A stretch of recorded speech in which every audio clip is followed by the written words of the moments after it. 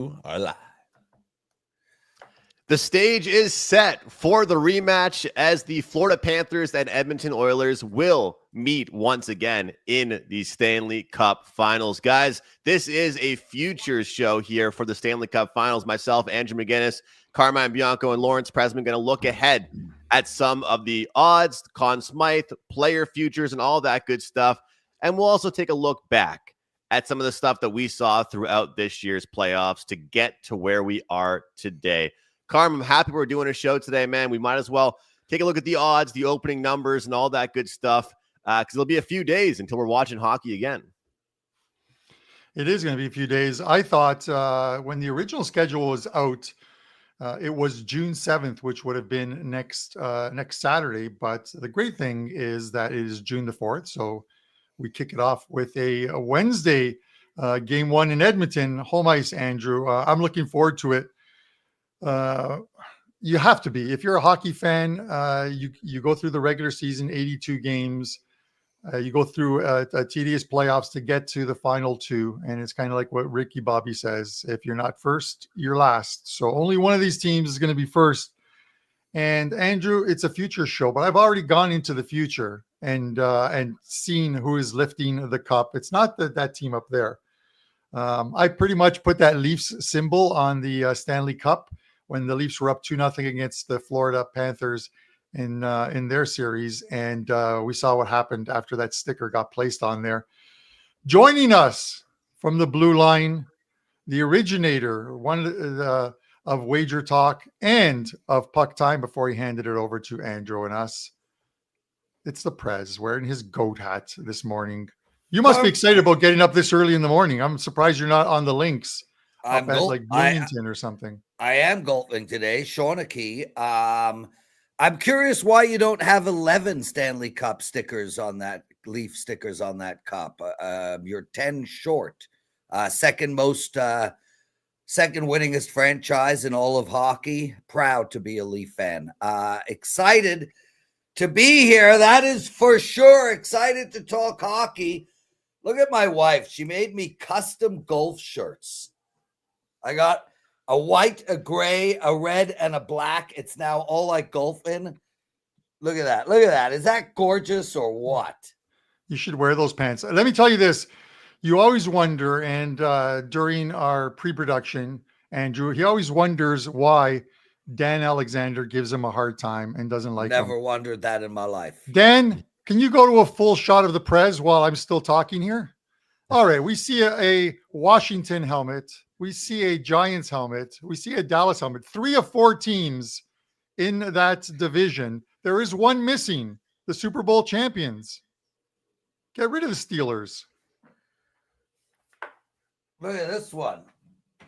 I got Green Bay at the top, Kansas City down at the bottom. I got me some Tampa Bay and some Rams. Yeah, dude, I got a lot. I got 114 pieces of sports memorabilia. I don't see the Super Bowl champions on there, Prez. I'm having trouble seeing the Super Bowl champions on there. So I don't do anything that's green. So yeah, it's a green thing really more than anything Except else. you're investing. Your investing is always green.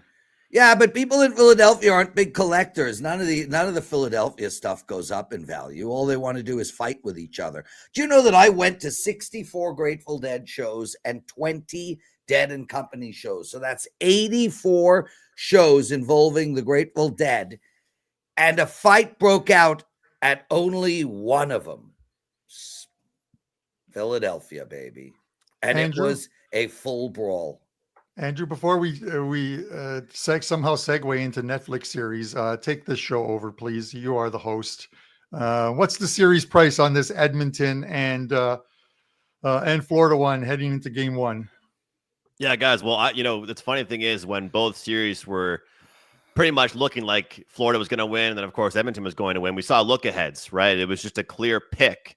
And then now as we take a look at these numbers here, I'll tell you what, we have seen a little bit of respect from some people coming in on this Edmonton Oilers team. I think a lot of that has to do with maybe some respect for them and the way that they've played at home. Of course, game one price is set. The opening number for that one was -125, but we're seeing a pick'em price here on this series. We'll remind people at home that last time around, the last time these teams met last year, Florida went up 3-0 in the series. And it's kind of hard to believe because, I mean, that series was so much closer than it sounded. That series had a lot of closer games than it really ended up kind of showcasing. And the fact of the matter is the game 7 was 2-1, and a lot of it came down to goaltending. But this is a rematch here. Both teams are a little bit different than they were last year. We can talk about some moves that were made. But, you know, Prez, when I look at this team, the Oilers, I think that it does, my personal opinion, I think it benefits them that they get to play the same team. I think it benefits them that they're going to learn from last year. I think that they know what to expect the second they go into it, where I feel some teams, even though they think they know what they're getting, they're a little bit shocked by the hard forecheck and the certain type of play the Florida Panthers play. I cannot see the Oilers being shocked by this whatsoever. They know what they're getting into. Yeah, but Andrew, that does go both ways. I mean, you talk about the crazy forechecking and back-checking by the Florida Panthers, a team that I think has 9 less Stanley Cups than the Toronto Maple Leafs. It goes both ways. You know, no, people aren't used to Edmonton's speed. People aren't used to the outlet passes coming up. I mean, Dallas let 2 in last night with those long bomb passes. So I think it works both ways. I think Florida is a team that could sit there and say, hey, look, we've played against this speed. We've played against basically this exact hockey team. If we're going to catch the Leafs, the second most storied franchise in hockey, we got to win this and make it 3. So I think that Florida is ready for Edmonton's speed. I think Edmonton is ready for Florida's roughness, and one of them will just get closer to being as good as the Leafs and over the history of hockey. Carm, what do you think here? Like, what's different about the Oilers here, and do you think it benefits them, the fact that they're getting the matchup that they already had and they can learn from mistakes in the past? Yeah, obviously you take something away from that Stanley Cup where they dropped the opening 3, they win 3 straight, and it was a close game in Game 7. It wasn't until I think the 15-minute mark of the second period where Sam Reinhart scores what proved to be the game winner in that one. I think the difference this season or in the playoffs, Andrew, is as the playoffs have progressed, the Oilers have really bought into trying to take fewer penalties, play this game 5-on-5, and they are tough to beat 5-on-5. Here's some numbers for you, Andrew. You know, first round, they play the LA Kings, a team that of the 3 teams that they've faced, had them on the ropes and somehow coughed it up in the third period of a couple of those games. They scored 27 goals in that series, an average of 4.5 goals. And the LA Kings were the second best during the regular season, the second best defensive team behind only the LA Kings. Then they get a Vegas Golden Knights team that they pretty much completely shut down and didn't have to score a lot of goals to win their games. They score 16 in that, average about, I think it's 2.6. And the Vegas Golden Knights, another good defensive team, finished 3rd overall in the NHL behind Winnipeg and the LA Kings for the best defensive record. And then who do they get? They get Dallas Stars, and it's supposed to be the whole Jake Ottinger is better than Stuart Skinner. And I'm not going to contradict that argument, because if you were starting a team and you're looking from the goalie out, and these were the 2 options, you would have taken Jake Ottinger. But they scored 22 goals in that series, an average of 4.4, and Dallas the 6th best defensive record in the NHL during the regular season. Yeah. The difference here is, Andrew, they allowed 26 goals thus far, the Oilers, 5-on-5, 26 goals in these playoffs in 16 games. What's more amazing is the last 7 games, the Oilers have only allowed 5 goals, 5-on-5. Stay out of the box, play this Florida team 5-on-5, and I think you can beat them. Florida has 13 goals on the power play, but Florida has also scored a ton of goals. you look at who's, the teams that Florida has played, and I think it's been an easier road for them.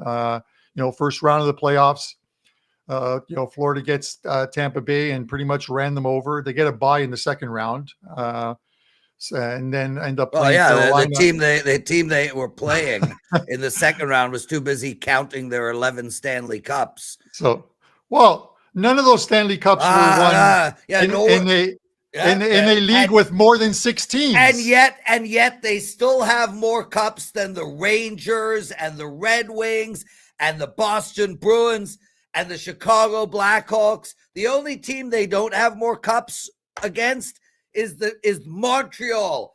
Viva la Montreal!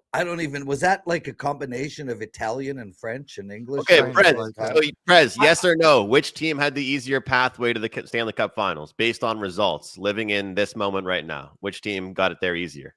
I think Edmonton did. I think the LA Kings are mediocre. I think Vegas is mediocre. I think that the Florida played the hottest team in all of hockey coming in, Tampa Bay. Tampa Bay, for the last 2.5 months of the season, were unstoppable. And they beat them. Then they played a team that was one of the top teams in all of hockey, and they went to Game 7. And then they played a Carolina team that, although didn't show up, I think would beat the shit out of Vegas and the LA Kings. And Dallas, just a great team. But by the time Dallas got there, they were just done. Dallas had the hardest schedule. But I'm not buying what Carmine said, but I do want to make mention real quick, Carm, about something you did say that was I wanted to add one more thing, ahead. But I'm not going to interrupt you. I just wanted to add one more thing. Dude, because you'll have a comment. You will have a comment. You will have a comment on this. Okay, so I joked around about the second round bye where they played the Leafs, but the Oilers can use that series that Toronto played against Florida as a blueprint in the Stanley Cup Finals. Who did Florida have the most trouble in their 3 series against the Toronto Maple Leafs? Because the Leafs could score. The only problem was the Leafs could not play defense, something that the Oilers have been playing. The Oilers are playing a 200-foot game. The Toronto Maple Leafs did not play a 200-foot game and still took them to Game 7. Regardless of the 6-1 final score in Game 5 and in Game 7, it was still a loss is a loss. It doesn't matter if you win 2-1 or 6-1. You don't get any relief saying, well, we lost 2-1 in Game 7. We were close. No, that's not the way it works. You lost. But they gave him a blueprint that you can beat this Florida team with some speed, and the Oilers have that speed. Prez? Yeah, and I want to point out what really is so fascinating about this matchup is that you have a team like Florida who defensively is unbelievable. In the playoffs, they're impossible to score against. You go back and look at how many games. I think they played 16 games or so. I don't remember. They played a lot of games in the Stanley Cup. Very hard to get more than 2 goals against this team. Just the ability to shut teams down, the ability to get in front of shots, clog the net, block. I mean, back check, forecheck, they're impossible to score against.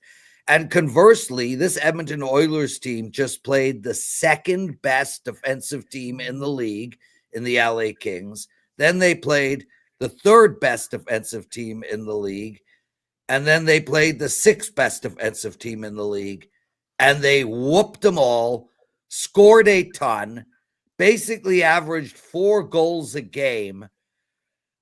This is just one of those fascinating matchups where who's going to dictate pace?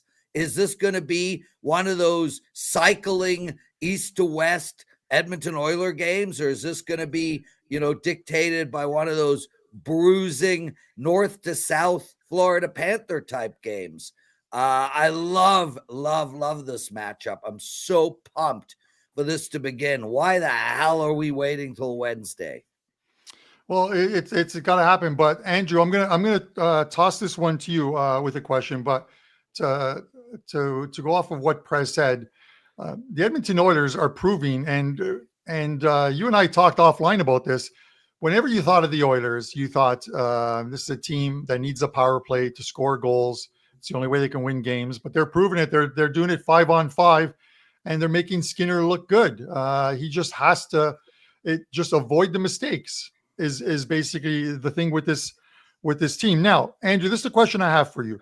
The last 15 years, and this is from a betting perspective, the last 15 years since 2010, you look at how many games will the Stanley Cup go?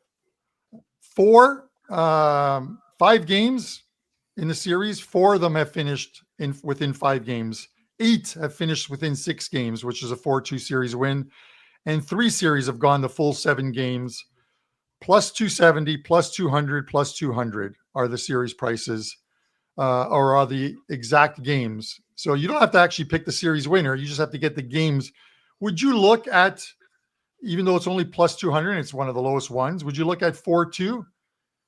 Or would you say to yourself, if I think Florida's wins, they're going to win it on home ice in 6 games? Or would you take the Oilers 4-1 or 4-3, figuring they win it on home ice? Well, Carb, that's what I was just going to say, was that that's going to be the biggest difference, is will the Florida Panthers be able to steal games in oil country? That's been the biggest thing. I mean, the Oilers have been phenomenal at home. They've been great. But guess what? The Florida Panthers record 8-2 on the road this postseason. I keep on, hammering home that point of this team that they almost love being the villains. They almost play better on the road. I mean, we talk a lot about the whole state tax and all this and going to Florida, but guess what? Nobody can argue this, is that most teams that they've played have had a better fan environment probably than they do. Yeah. I'll argue that Tampa Bay has a better fan environment than they do. Obviously, we know Toronto has a better fan environment than they do. And you know what? I'm going to say Carolina has a better fan environment than they do. So they've been road warriors. They've almost been feeding off being the enemies. So could they steal a road game? Maybe they could do that. I think that will be the difference, Carm. But something tells me that this one ends in 6. I get what you're saying there, especially after what we saw. I'll tell you what. I think that this has the opportunity and the potential to be a zigzag. I would not be shocked if both teams stole a game from their opponent on the road. But they've both been, so good at home, but also the better road team, from my opinion, still has been Florida. Edmonton stole games on the road in a lot of their series, don't get me wrong, but I think it's more vital for the Oilers to protect home ice than it really is for the Panthers, just because how good on the road the Panthers have been. So, this series to end in 6, I think, is a good bet to take a look at. I also think that, for how tight this series can be, I'm very curious to see what kind of numbers we're going to get. Let's say it's a 5-1 win game 1 for the Florida Panthers. How many overreactions are we going to see? And how much of a great number are we going to get on the Oilers to win the series after they go down 1 game? So a lot of times for people that can kind of make up their mind, you want to hunt down some plus money. We're going to talk about some Conn Smythe stuff. We've been talking about Conn Smythe stuff throughout the playoffs. But obviously, this is the last chance, I would say, for people to jump in on the Conn Smythe Trophy betting if they're interested in doing so. But, guys, I think this one's going to be a little bit different than last year.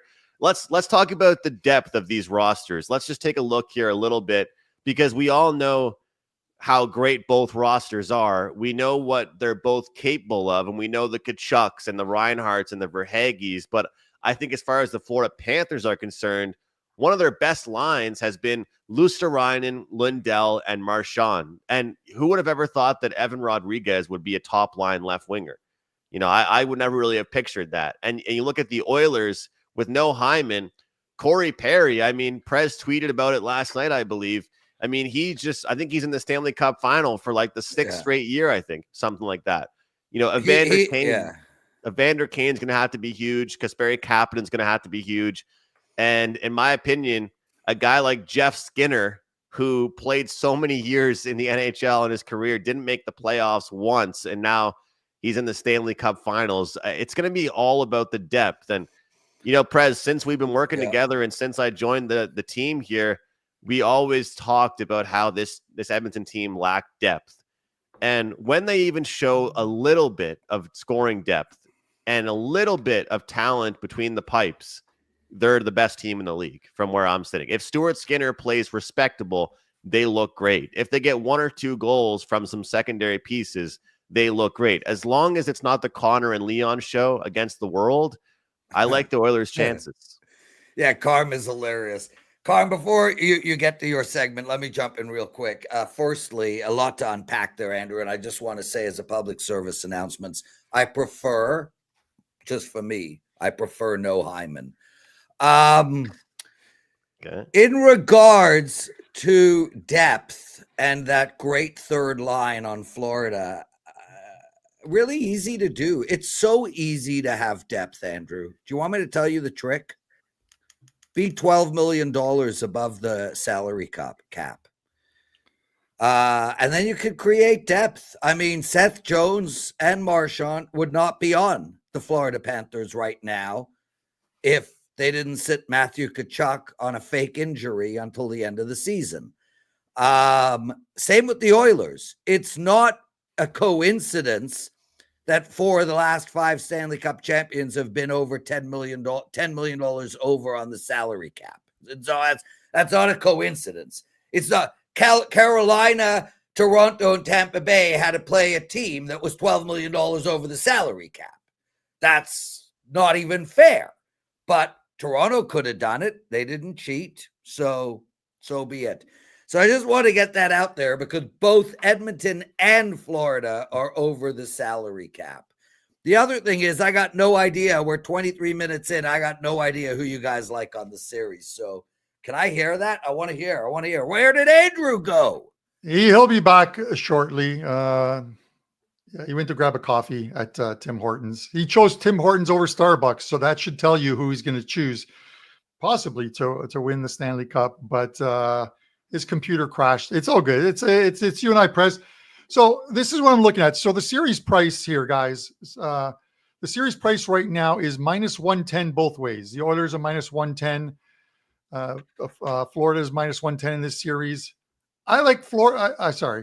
Let's start this over again, Prez. The series price here is -110 both ways, Florida and Edmonton. No money has come in on this as of yet. You'll probably find slightly different prices at some books. But I think the best way to bet this one is if you like Edmonton, and I like Edmonton to win this series. I think they finally get it done. They are 5-3 in Stanley Cup Finals. So the team does have a pedigree for winning. But this is the golden age for these guys, Draisaitl, McDavid. These guys are playing some of their best hockey. I think they win this series. I would rather take the Conn Smythe on Connor McDavid because that gives you 2 ways to win this. And you're not paying any juice. If the Edmonton Oilers win the Stanley Cup, Connor McDavid is winning the Conn Smythe. Bar none, nobody else on that team is going to win the Conn Smythe Trophy. So instead of -110, you're getting +120. Now, if for some reason this series goes 7 games and Florida wins this, but McDavid has another, much like last season's playoffs, has another fantastic Stanley Cup Finals, he could very well still win the Conn Smythe like he did last year while being on a losing team. He's first in scoring, 26 points, 6 goals, 20 assists. You have a couple of ways to win, but the first way, obviously, to win is the Edmonton Oilers win the Cup, and you're getting +120 instead of laying 110. So that is my play with regards to how to bet the series by taking the Conn Smythe winner instead. Perez, what are your thoughts on that? Carm, I love it, and it makes total bloody sense to me, brother. I also think Edmonton is going to win the series. I like your +204 bet in a 6, and I agree with the Connor McDavid piece. So long as Corey Perry does not get involved, and there's really no reason Corey Perry can't win the MVP, like flat out, Carm. Like so it will not happen. It will not happen. But as I wrote on Twitter last night, this is Corey Perry's world. Connor just lives in it. Yeah, it does. I'm going to give kudos to Andrew, who's hopefully we get him back before the show is done. But Andrew on yesterday's show talked about the fact that take Corey Perry. You're getting plus money for him to register a point, and he's going to be out there with McDavid. And you just have to have your stick on the ice in front of the net in order to get a pass from him, and you're going to get a point. And who scores the opening goal? Corey Perry. Or he got a goal in the game. So kudos to Andrew on that call there. Prez, is there anybody else that stands out to you in the Conn Smythe? When we look at the top 6 in the Conn Smythe, you have Connor McDavid plus 120. You have Sergei Bobrovsky plus 250. And the argument is if Florida wins, and I know goalies don't often win, as Andrew had stated on some previous shows, but Alexander Barkov plus 550 is having a good playoffs as well too. Draisaitl plus 750. Matthew Tkachuk plus 1,800. And Sam Bennett 30-1 plus 3,000. Would you even take any of those guys? Like, let's say the bottom 3. No, I wouldn't. no. I think you're throwing money away. Yeah. Well, firstly, Matthew Tkachuk, and he did not fake an injury. They got lucky, and that's why they were over the salary cap. There's clearly something wrong with Matthew Tkachuk. He's not playing at the level that we saw him play at last year.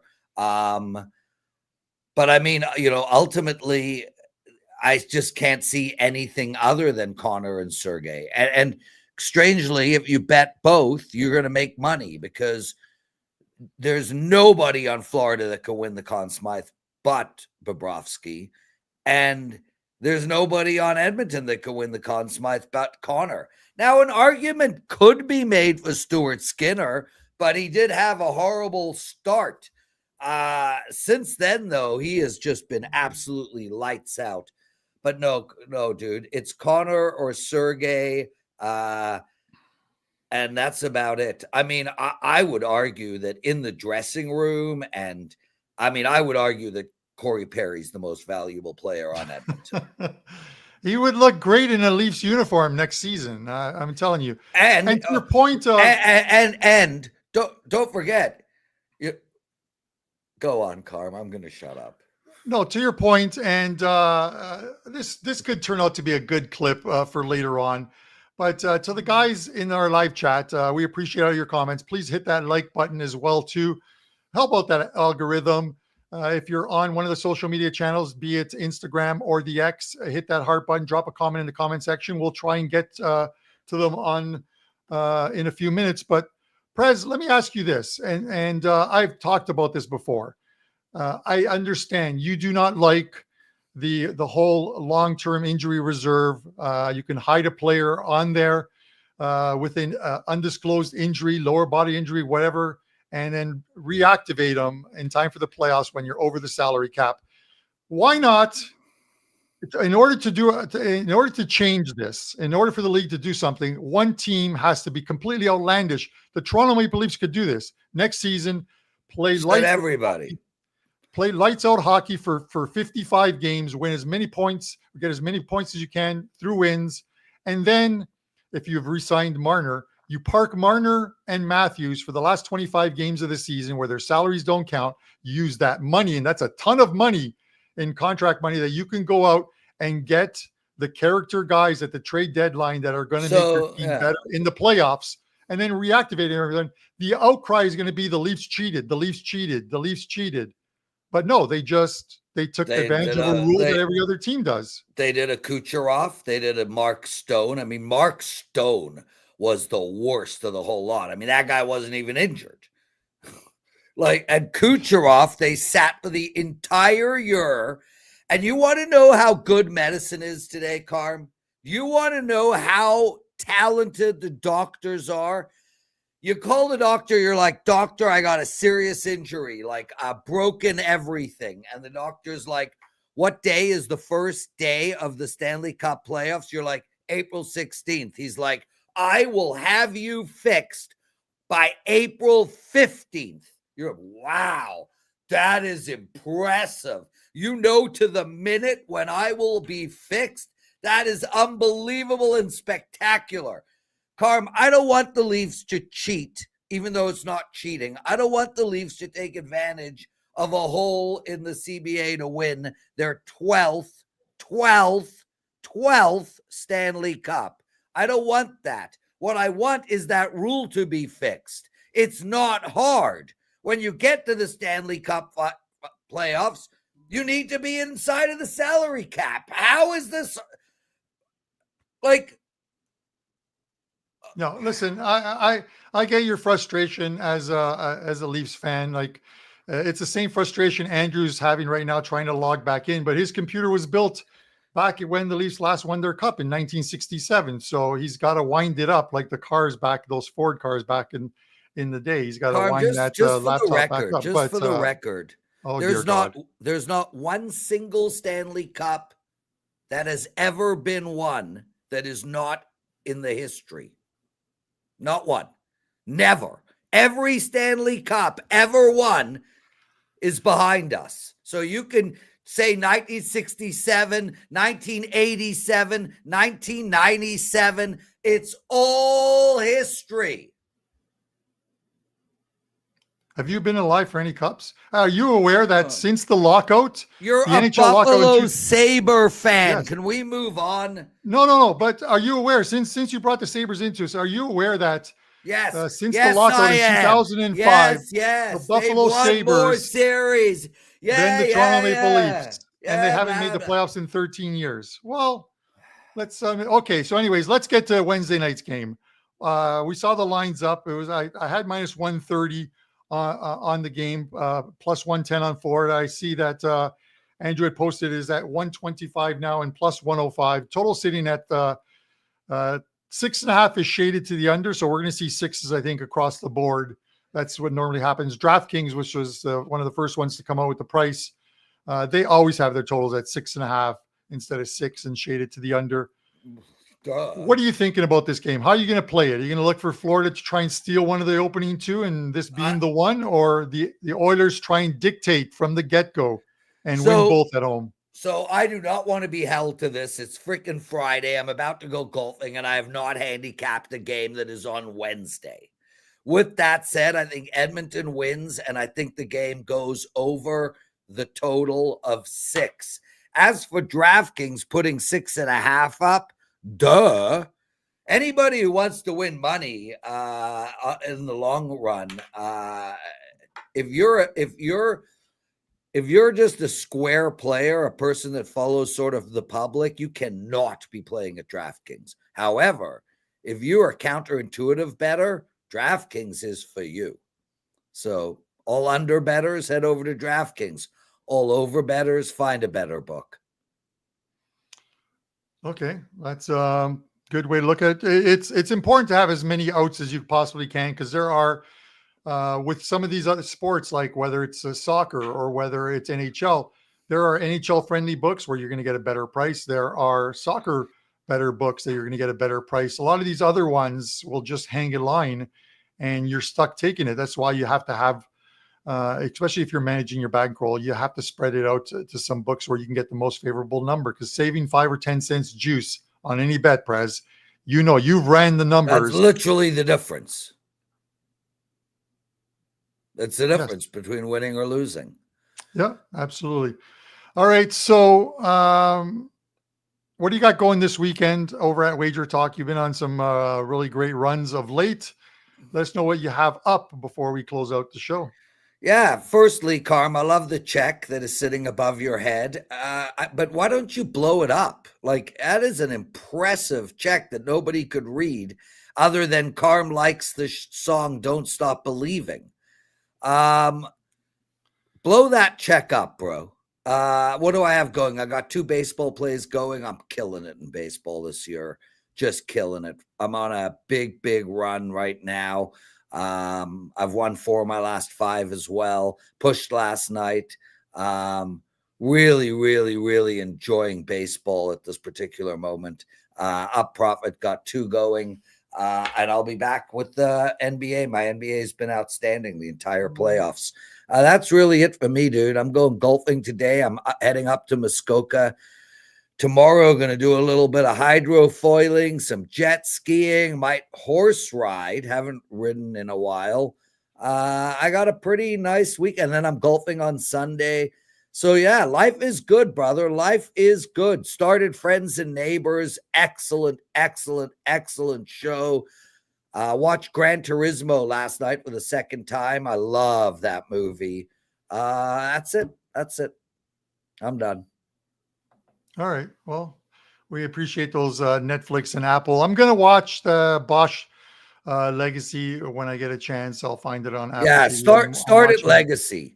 It's just too much of a commitment to start at the beginning. I mean, it's 7 seasons of Bosch, 3 seasons of Bosch Legacy, and Bosch Legacy blew Bosch away. Like Bosch Legacy was spectacular. Anyway, I'm watching. I told you I'm watching Gangs of London. Yeah, on Prime. Absolutely love it. Starting season 3 of it, 8 episodes. But it's funny because, as you know, Stacia, my wife, she gets a notice in the mail. She has to go to jury duty, and she's like, "If I got to go to jury duty, I want a good case, not like some stupid traffic thing. I want one where some guy gets his head lopped off, like on Gangs of London." She wants to be on that jury. Should I? I want to be on Puff Daddy's jury, dude. Yeah, that would be an epic trial to be a jury member on. Oh my God! With that said, I mean, you're going to be donating 8 months of your life for no money. All right, we've jumped the shark. We jumped the shark when we started, bro. I still don't know who Andrew likes in the series. So you would have thought he would have posted it in our channel, but it's all good. Andrew will have Wednesday when we return for the Puck Time returns on Wednesday, and we'll talk about the game and some prop bets on that game as well too. I will have my weekend cards up shortly, but the Champions League play, which is the customer appreciation, I do it every single year. Champions League final goes 3 p.m. in Germany from Munich from Allianz Stadium. It is PSG and Inter Milan, $1. That's all the package is priced at. I always do it $1 each year.